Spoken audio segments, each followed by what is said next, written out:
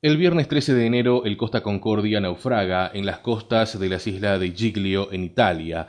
El barco encalló, dando lugar a la evacuación de 4.198 personas a bordo, con 30 muertos y 2 personas desaparecidas que fueran dadas por fallecidas al finalizar la búsqueda. Las causas de este siniestro todavía están siendo estudiadas. El capitán y el primer oficial han sido arrestados debido a que se cree que ellos causaron el accidente. Las pérdidas económicas se calcularon en torno a los 93 millones de dólares. El 1 de febrero se dio el peor desastre del fútbol egipcio, dejando 80 muertos y 248 heridos en Port Said después de que miles de seguidores de dos equipos rivales se enfrentaran al finalizar el partido entre Al-Masry y Al-Ahly, causando revueltas populares. La tragedia se desató cuando tras el final del partido cientos de hinchas saltaron al campo y atacaron a los jugadores. El 3 de febrero, en Siria, la oposición denunció que los bombardeos de las fuerzas leales al gobierno sobre la ciudad rebelde de Homs dejaron al menos 260 muertos y 500 heridos. Las fuerzas gubernamentales habrían empleado artillería pesada y tanques para atacar zonas residenciales masacrando a los civiles, pero el régimen sirio atribuyó los ataques a supuestos grupos terroristas opositores. El 15 de febrero, un incendio registrado en la granja penal de Comayagua, en la región central de Honduras, provocó la muerte de al menos 365 personas, incluidos muchos reclusos atrapados en sus celdas. Fue la mayor tragedia de este tipo ocurrida en el país centroamericano. La situación se vio agravada, ya que los bomberos no ingresaron de inmediato debido a que se escucharon disparos en el interior del penal. El siniestro se habría registrado por un cortocircuito o iniciado por un recluso, según fuentes oficiales. El 22 de febrero, un accidente ferroviario en Argentina deja como saldo 51 muertos y 703 heridos. El tren Sarmiento, con cientos de viajeros, salió a las 7:30 de la mañana de la estación de Moreno para recorrer 14 paradas hasta Buenos Aires. Sobre la estación Cuarta, cambió de conductor. El nuevo maquinista, de 28 años, transportaba alrededor de 1.500 usuarios, menos de los 2.000 que pueden registrarse en hora pico, pero muchos de ellos se agolpaban en los primeros vagones. A 1.000 metros de su destino final, en la estación de Once, redujo la velocidad ingresando a 26 kilómetros en la hora al andén. Era la velocidad normal de llegada a la estación.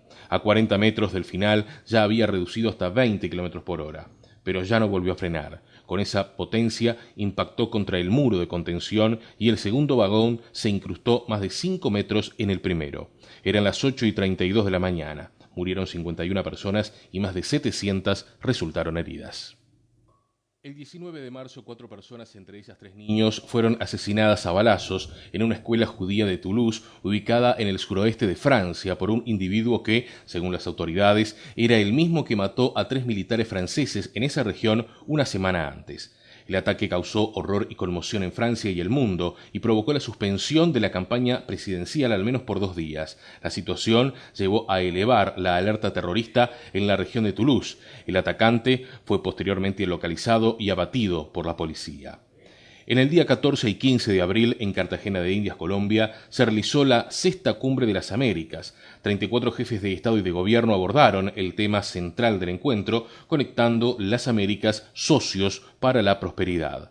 La cumbre se enfocó en el rol de la integración física y la cooperación regional como medio para alcanzar mayores niveles de desarrollo y superar los desafíos del hemisferio en varias áreas claves, incluyendo pobreza y desigualdades, seguridad ciudadana, desastres y acceso a las tecnologías.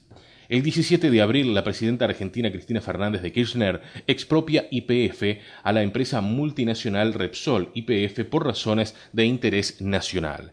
El gobierno español se mostró disconforme y anunció medidas en contra de este país. En una conferencia de prensa en la Casa Rosada y transmitida por la cadena nacional, la mandataria anunció que propuso al Parlamento la expropiación del 51% del capital de YPF para poner fin a una política de vaciamiento de la petrolera. El 6 de mayo, François Hollande es elegido presidente de la República Francesa en la segunda vuelta de las elecciones presidenciales. El candidato del Partido Socialista y de los radicales de izquierda desplazó a la derecha del poder, convirtiéndose en el 7º presidente de la Quinta República. Sobre poco más de 46 millones de inscriptos, Hollande obtuvo el 51,62% de los sufragios, mientras Sarkozy se quedó con el 48,32% de los votos. El 9 de mayo, en España, el gobierno anuncia recortes por 10.000 millones de euros en los presupuestos de educación y salud y nacionaliza el banco Bankia, que necesitaría una cifra similar para no quebrar. A las 48 horas, los indignados anuncian retomar las protestas en distintos puntos de Madrid y toda España. El 12 de mayo, los mismos retoman las protestas en las principales ciudades españolas. El 2 de junio, en Egipto, el ex dictador Hosni Mubarak es condenado a cadena perpetua por complicidad en el asesinato de 850 manifestantes durante la rebelión popular que terminó en su derrocamiento. Se trata del primer ex gobernante depuesto en la llamada Primavera Árabe que es juzgado y condenado. El 17 de junio, en Egipto, concluye la segunda vuelta de las elecciones presidenciales. El islamista Mohamed Mursi obtiene la victoria, convirtiéndose en el primer presidente democráticamente electo en Egipto. El 21 de junio, el presidente de Paraguay, Fernando Lugo, fue destituido por el Congreso tras un juicio político que se llevó a cabo en el Senado por mal desempeño de sus funciones. En total, 39 de los 43 senadores presentes entendieron que el mandatario era culpable de las actuaciones y quedó automáticamente destituido, ya que alcanzaron los 2/3 que exige la Constitución del país.